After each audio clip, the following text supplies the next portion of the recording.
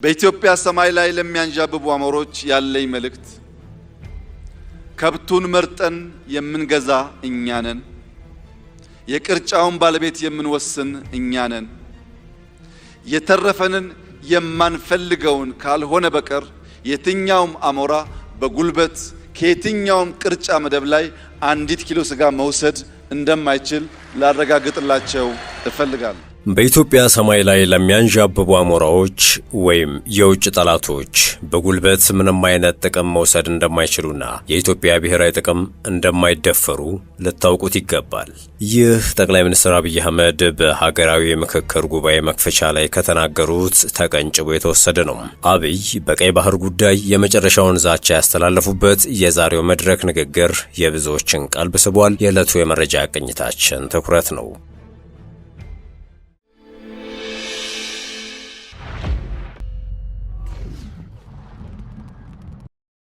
ታሪካዊ በተባለለት የአፍሪካ የሰላም አባት ሲሉ ያሞካሿቸው የናይጄሪያ የቀድሞ ፕሬዝዳንት በአማካሪነት የተሳተፉበት በጦር መኮንንነት የመሩትን የቢያፍራ ጦርነት በምክክርና እርቀ ሰላም የተፈታበትን መንገድ እንዲያማክሩ በክብር የተጋበዙበት መድረክ ነው የዛሬው ጉባኤ። ጠቅላይ ሚኒስትሩ ንግግራቸውን ሲጀምሩም የመድረኩን ታላቅነት፣ ታሪካዊነትን በማስታወስ ነው። ይህ ጉባኤ በኢትዮጵያ ዘመናዊ ታሪክ በስፋቱ በአካሄዱና በወሰደው ጊዜ ለአፍሪካ ምሳሌ የሚሆን ታላቅ መድረክ መሆኑን ጠቅሰዋል። የምክክርም ሆነ የውይይት ግዙፍ መድረክ መሆኑን አስታውሰው አንዳንድ አጋጣሚዎች ከታሪክ ብዕርና ብራና ፊት ያቆሟቸዋል በማለት አሁን የተገኘውን መልካም አጋጣሚ በመጠቀም ሀገርን የሚታደግ የሚገነባና የሚጠቅም ለዘመናትም የሚታወስ ታሪክ ለመጻፍ እድል የሚሰጥ ነው ብለዋል። ይህንን አጋጣሚ የማይጠቀሙ እድል ደጋግሞ እንደማይገኝ የማይገነዘቡም ታሪክ ብራናም ሆነ ብዕር ቢያቀርብላቸውም ሀገር ከሚጠቅም ይልቅ የሚጎዳ ከሚገነባ ይልቅ የሚያፈርስ ከሚያበለ ጽግ ይልቅ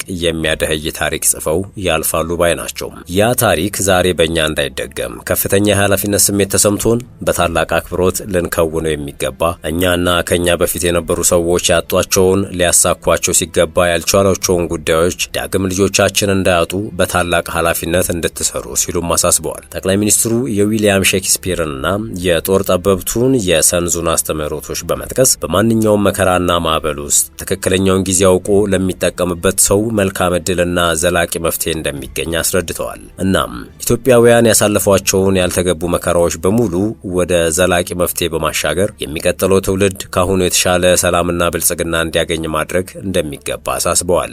አብይ ይቀጥላሉ። የወታደራዊ ጠበብቱን ሰንዙን መጽሐፍ በማጣቀስ የወታደራዊ ጠበብቱ ሰንዙ እድሎች የሚበዙለት እድሎች የሚበራከቱት በሚጠቀምባቸው ሰው ልክ ነው ይላል። አንዳንድ እድል ይገኝና መጠቀም የሚሳን ከሆነ ዳግም ያን እድል ማግኘት አስቸጋሪ ይሆናል። እድል ሲገኝ በቅጡ፣ እድል ሲገኝ በኃላፊነት ስሜት፣ እድል ሲገኝ በመሰጠት የምንጠቀምበት ከሆነ እድል ደጋግሞ ወደኛ ይመጣል። ለምሳሌ ባለፉት ጥቂት ዓመታት የተገኘውን እድል የተገኘችውን አጋጣሚ ሁሉ በመጠቀም የኢትዮጵያን የፖለቲካ፣ የኢኮኖሚ፣ ወታደራዊ ሪፎርም ለማካሄድ ኢትዮጵያን ለማበልጸግ ኢትዮጵያን በታሪኳ ልክ ለማቆም ባደረግነው ጥረት ውስጥ እድለኞች ነበርንና እድል መጠቀም እንችላለንና ቢያንስ በቅርቡ በአዲስ አበባ ከተማ በነበራችሁ ቆይታ እንዳያችሁት ያን የቆሸሸ ከተማ አዲስ መልክ እንዲይዝ ማድረግ ችለናል። ዛሬም የምናገኛትን እያንዳንዷን ደቂቃ፣ እያንዳንዷን ሰዓት፣ እያንዳንዷን ቀን እንደ ታላቅ እድልና ስጦታ በማመን መጠቀም የኢትዮጵያን ብልጽግና መሰረት ለመጣል ደከመን ሰለቸን ሳንል የምንተጋ መሆናችንን በድጋሚ ላረጋግጥላችሁ እወዳለሁ ብለዋል። ኢትዮጵያ ውስጥ በርከት ያሉ ችግሮች አሳልፈናል። በርከት ያሉ ያልተገቡ መከራዎችን አሳልፈናል። ነገር ግን ይህንን መከራ ወደ እድል መቀየር ከቻልን፣ ይህን ፈተና ወደ ዘላቂ መፍትሄ ማሻገር ከቻልን ልጆቻችን ከኛ በተሻለ ሰላም፣ ከኛ በተሻለ ብልጽግና፣ ከኛ በተሻለ የኑሮ ይዘት መኖር ስለሚያስችላቸው ያንን የሚገባቸውን ያማረ የተዋበ የኑሮን ዘይን መከተል የሚችሉ ትውልዶችን መፍጠር እንድንችል ይህንን መልካም እድል፣ ይህንን መልካም አጋጣሚ፣ ይህንን የመከራ ወራትና ዘመንን ወደ እድል መቀየር የምትችሉ እንድትሆኑ እንድንሆን ምኞቴ ከፍ ያለ ነው ሲሉም ተናግረዋል። ኢትዮጵያ ውስጥ ኮሽ ሲል ያደፈጡ የሚነቁ የዘመናት ያልተቋረጠ የጠላትነት ስሜት ያላቸው ሀገራት አሉ ያሉት አብይ የኢትዮጵያን ታሪክ ከጉንደት እስከ ጉራ፣ ከአድዋ እስከ ማይጨው፣ ከካራማራ እስከ ባድመ ብትፈትሹት ስንገነባ ያደቡ፣ ስንጨቃጨቅ እድልና ጊዜ ጠብቀው ጣልቃ ሽብልቅ እየገቡ መሻቶቻችንን እንዳንከውን የሚያደርጉ ኃይሎች አሉ ሲሉም ወንጅለዋል። በዚህ የሽብር ጉዞ በእኛ ስንፍና በእነሱ ጊዜ በመጠቀም የሽብር ጉዞ የጥንቱን ታሪክ ብንተው በቅርቡ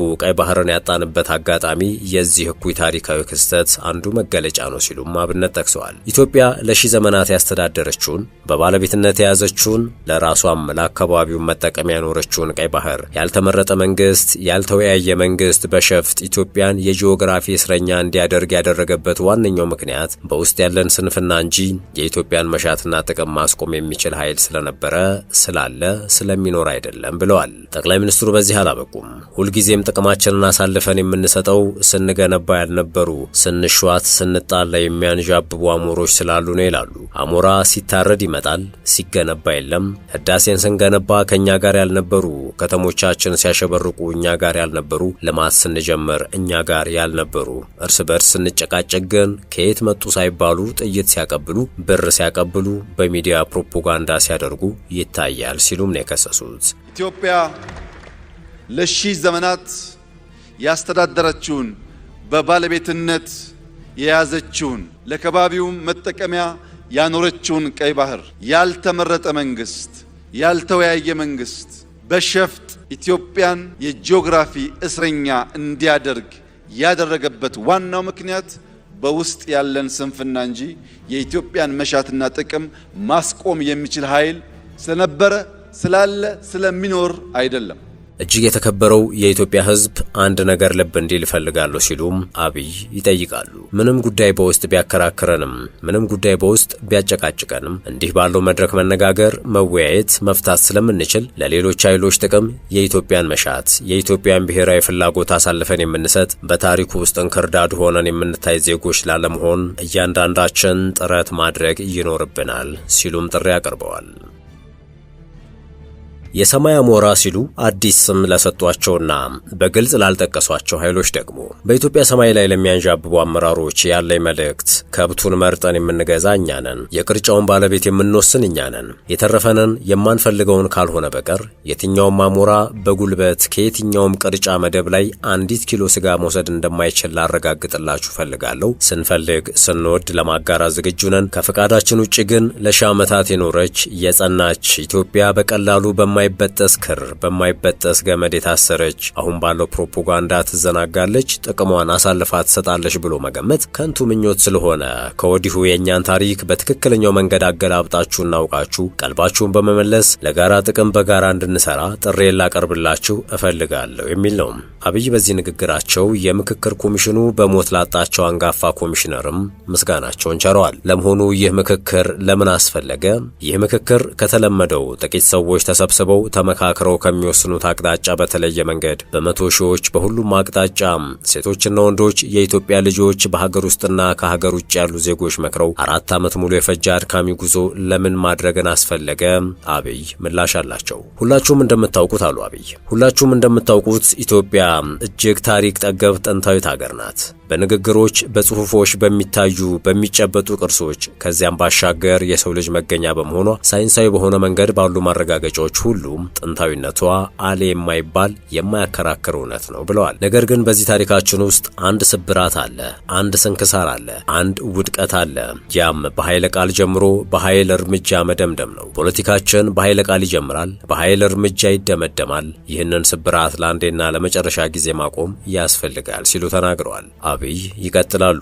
የኢትዮጵያን ታሪክ ወደ ኋላ መለስ ብለን ከኢፋት እስከ ጊቤ፣ ከወላይታ እስከ ከፋ፣ ከወሎ እስከ ሸዋ፣ ከላስታ እስከ ትግራይ፣ ከአፋር እስከ ሶማሌ የኢትዮጵያን ሱልጣኔቶች የኢትዮጵያን ሰርወ መንግስትን ብንፈትሽ በሁሉም ጊዜ የምናየው ስብራት በኃይለ ቃል ጀምሮ በኃይል መደምደም ነው። የኃይል እርምጃችን የታሪካችን አካል ማድረግ ነው። ያንን ስብራት መቀየር ያስፈልጋል። በእርግጥ በውስጣችን ያሉት ችግሮች እኛ ጀምረን እኛ የምንጨርሳቸው ብቻ አይደለም ነው ያሉት አብይ። በዚህ ንግግራቸው የተለያዩ አካባቢዎችን ምሳሌያዊ ንግግርም ተጠቅመዋል። ለአብነት ያክል የኦሮሞ አባቶች ሲተርቱ አፋንጋሪ አፈጋሪ ጫላ ይላሉ። መልካም ንግግር ከመልካም አልጋ አልጋ የተሻለ ያሳርፋል ማለት ነው። ሰው በውስጡ ነገር ካለ ምንም አልጋው ያማረ ቢሆን ይገላበጣል እንጂ አይተኛም። ውስጡ ያረፈ ሰው ግን መደብ ላይም ቢሆን ድንጋይ ተንተርሶ ተመችቶት ይተኛል። ውስጣችን ሰላም እንዲሆን ይሁን፣ መልካም እንቅልፍ እንድንተኛ ሰፈሬ፣ እኔ፣ ወገኔ ለሚለው ለእኔ አካባቢ ብላችሁ ሳይሆን ለኢትዮጵያ ብላችሁ እንድትመክሩ በታላቅ ትህትና አደራ ልላችሁ ይፈልጋሉ ሲሉ አሳስበዋል። ለዛሬ አትምከሩ፣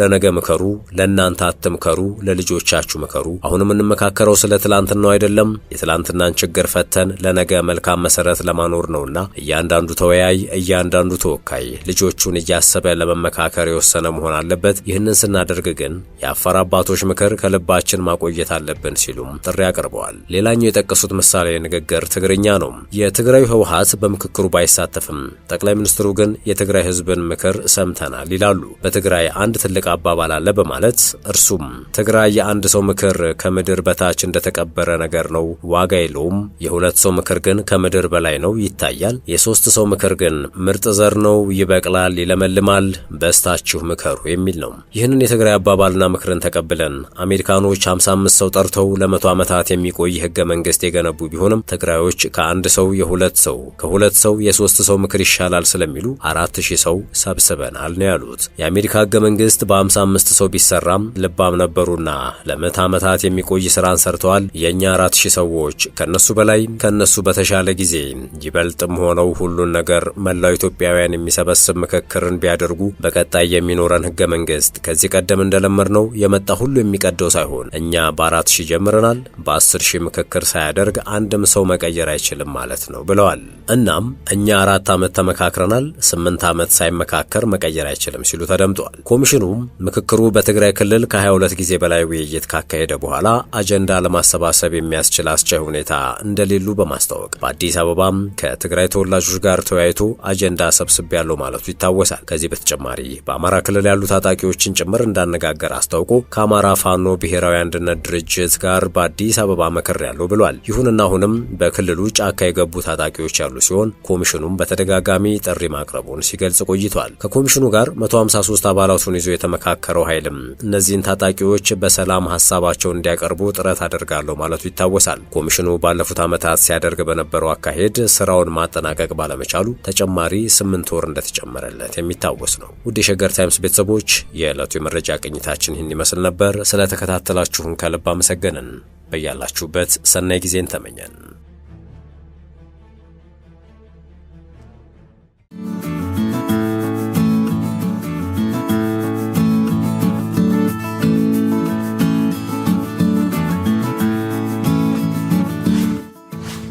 ሸገር ታይምስ ሚዲያን ሰብስክራይብ በማድረግና ደወሉን በመጫን ይከተሉን።